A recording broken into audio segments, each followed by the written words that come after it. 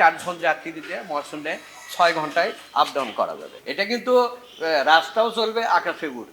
এই হেলিকপ্টারটা সাধারণ হেলিকপ্টারের মতো না। এই যে আমেরিকান বিশিষ্ট বিমান এবং ড্রোন নকশাকারী বাট রুটন, ওনাকে ফলো করছি। ওনার যে মেকানিজমগুলো ওগুলো আমি দেখছি দীর্ঘদিন।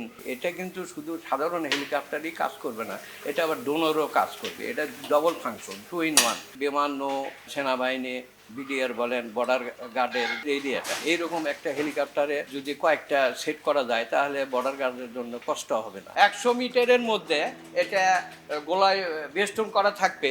শত্রুর পক্ষে যে কোনো গোলা হোক, যে কোনো ক্ষেপণাস্ত্র হোক, নিষ্ক্রিয় হয়ে 100 মিটার আগে করে যাবে। এটা অক্ষত অবস্থায় থাকবে। এটা কিন্তু আপনার রিমোটেও চালানো যাবে, সম্পূর্ণটাই রিমোটে চলে। ড্রোন সিস্টেম কাজ থাকবে, অটোমেটিক। সামনে পিছনে 6 ফিট ফাঁকা থাকবে, ওপরে ওটা চলে যাবে। এখানে আপনার টারবাইন সিস্টেম, গাড়ি চলবে চার্জ হবে। পেট্রোল না কিচ্ছু না, অকটেন না কিচ্ছু না, এটার কোনো চার্জের এবং পরিবেশ বান্ধব। এটা টারবাইন সিস্টেম, 6টি ব্যাটারিতে এই টারবাইনটা মূলত চলবে। পৃথিবীর এইরকম ক্যাটাগরি প্রযুক্তি নাই যে একটাই ড্রোন, একটাই হেলিকপ্টার, চুম্বক তরঙ্গ একটা বেষ্টন করে রাখবি 100 মিটার। এখানে গোলা কেন, একটা গুলি পর্যন্ত ভেদ করতে পারবে না। ঈদের পর এটা রাস্তায় নামাবো, সব কমপ্লিট হয়ে গেছে, এখন চালানোর কোনো সমস্যা নেই। সব ব্যবস্থাই করা যাবে যদি সেরকম সাপোর্ট হয়।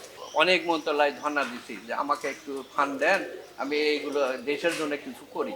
করেন, আমি তো ধরেন বিগত প্রায় 30 বছর হলে এই কৃষি সেক্টরে অনেক কিছু ডেভেলপ করছি, যেটা কৃষক সাইডে গেলে আপনি দেখতে পারেন অনেক আধুনিক মেশিন দিয়ে কৃষকেরা কাজ করে লাভবান হচ্ছে।